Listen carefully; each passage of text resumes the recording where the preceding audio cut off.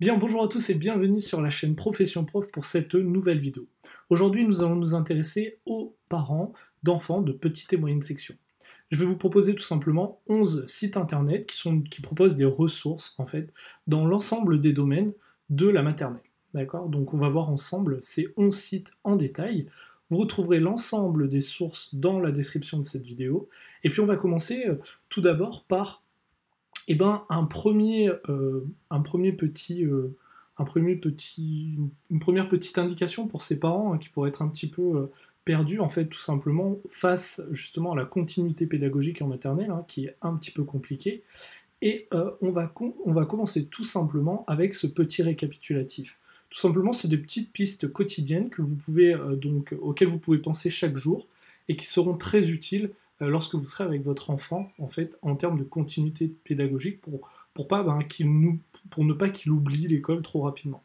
Tout d'abord, ça va être communiquer avec votre enfant, ça semble quelque chose d'essentiel, mais il va falloir essayer d'éveiller sa curiosité chaque jour, essayer de le faire parler le plus possible sur des petites actions qui se passent dans la journée, etc. Deuxième chose, ça va être de lui proposer des activités. Alors des activités qui vont le faire bouger, des activités qui vont le faire réfléchir, qui vont le mettre en activité, le mettre en action, et puis lui faire, pour qu'il puisse justement se poser des questions sur la nature, sur plein de choses que l'on peut voir, que l'on peut lire, etc. Et puis aussi écouter des histoires et lui lire des histoires et pas forcément que le soir. Troisième chose, ça va être d'alterner justement ces moments d'activité et puis des moments de jeu libre, parce que les enfants ont énormément besoin de jouer, ça permet aussi de développer l'autonomie, ça permet de développer l'imagination, etc. Quatrième piste dont on peut parler, c'est de ne pas le surcharger justement en termes d'activité. Ce n'est pas un élève de CM2, ce n'est pas un lycéen, etc. Donc il va falloir réaliser des activités sur de courtes durées parce que le temps d'attention chez un élève de maternelle est assez court, donc des activités pas plus de 10 minutes, etc. Donc on va pouvoir alterner justement avec des moments de jeu libre.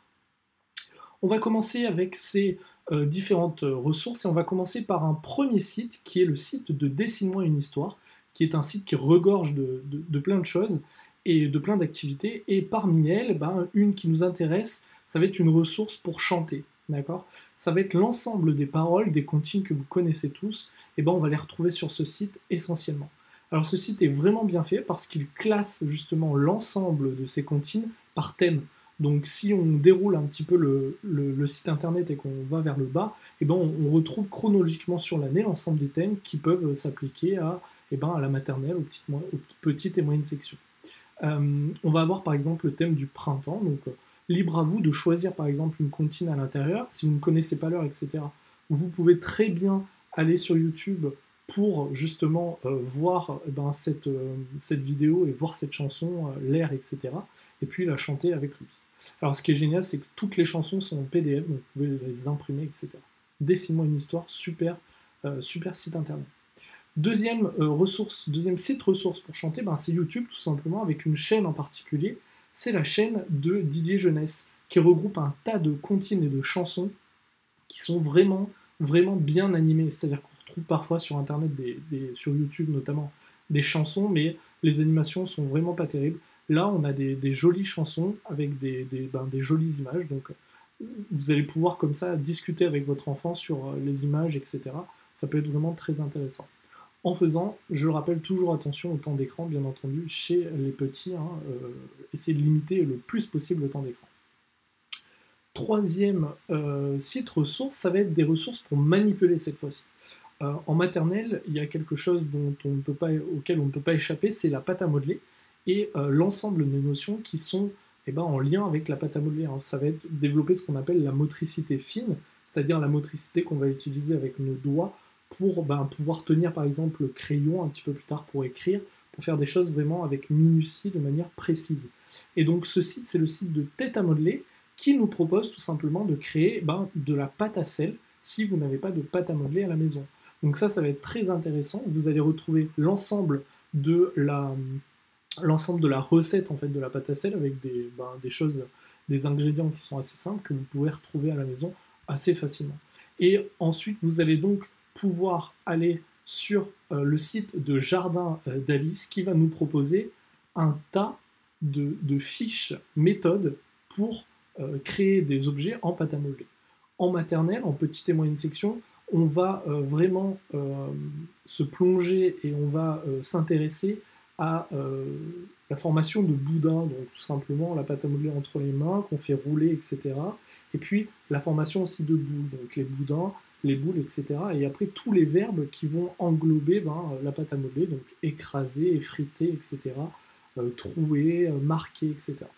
Donc sur ce site, vous allez retrouver des fiches qui sont vraiment bien faites, et donc vous allez avoir des choses que vous allez pouvoir faire en 2-3 étapes facilement, et donc vous pouvez facilement aussi là télécharger en PDF les différentes fiches et puis les imprimer ensuite par la suite.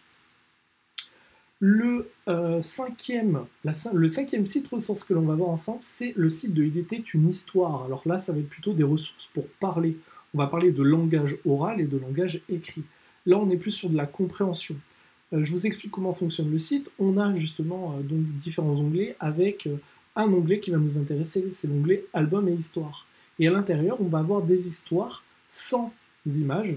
Ça, c'est important de le souligner. Mais vous allez retrouver du texte qui peut être lu avec une fonction qui est vraiment géniale. Vous allez le voir tout de suite. Donc je clique par exemple sur cet album qui s'appelle Cocorico. On a l'histoire écrite que vous pouvez lire à votre enfant. Et puis on va avoir un petit onglet qui va nous permettre de justement écouter l'histoire. Alors ça va vraiment être génial parce que l'histoire est lue à plusieurs voix, etc. On a tous les personnages. Et même par la suite, vous allez pouvoir, grâce à cet onglet toujours, réaliser un petit jeu, on va le voir tout de suite.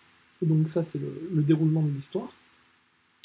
Et vous allez donc avoir un onglet, dans cet onglet, donc écoutez, on va avoir aussi jouer. C'est un petit jeu, donc, qui pose une question, donc c'est à l'oral, et votre enfant va pouvoir cliquer, vous allez pouvoir être avec lui pour cliquer sur la bonne réponse. Et puis vous avez 3 questions comme ça, et ensuite le jeu s'arrête. Donc c'est vraiment super intéressant.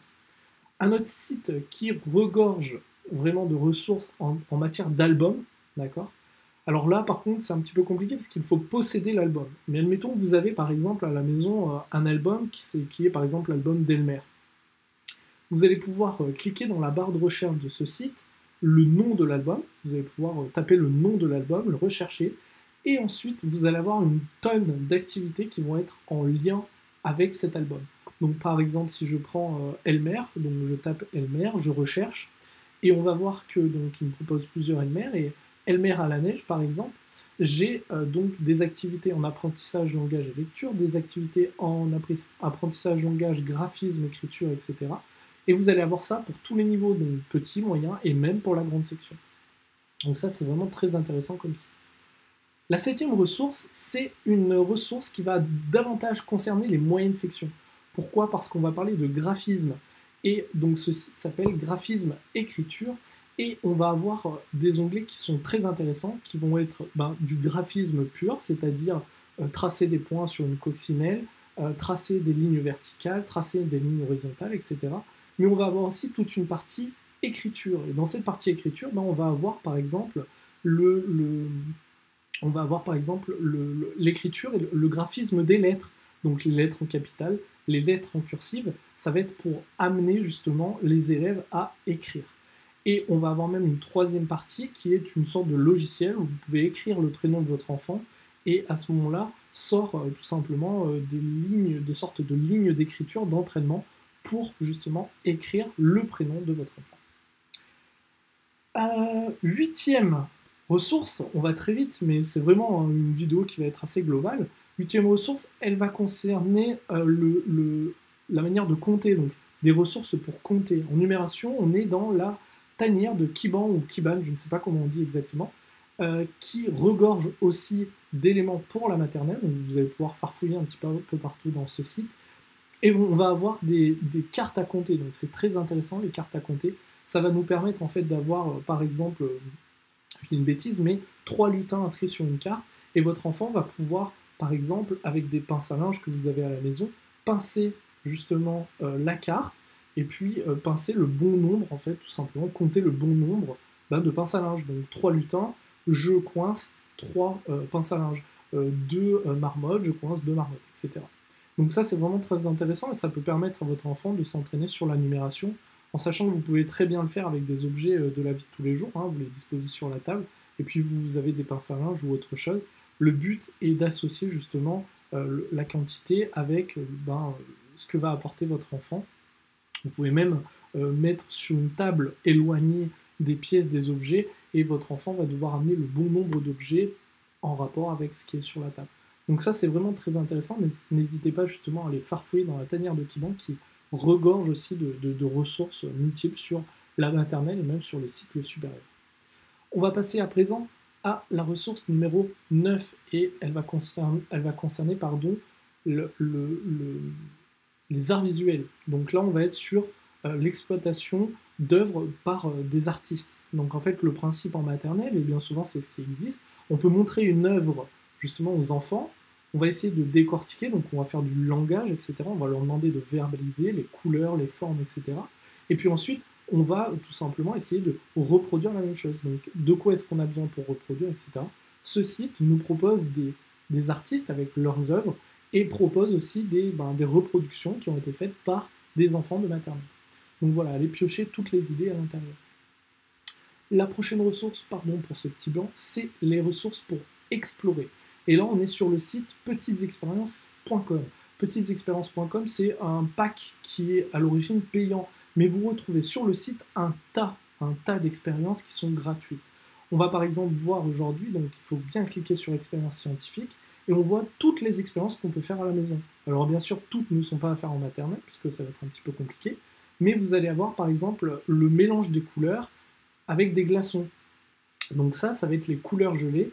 Vous pouvez faire ça avec votre enfant. Vous avez tout le descriptif. En bas de la page, vous avez forcément des fiches que vous allez pouvoir imprimer, mais il faut laisser son mail. Vous n'êtes pas du tout obligé de le faire. Vous avez vraiment tout le matériel vous avez mentionné le matériel dont vous avez besoin pour faire les expériences, et du coup, ça pose aucun problème. Vous n'avez pas besoin de payer quoi que ce soit.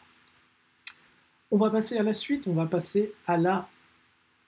on en est déjà à la 11e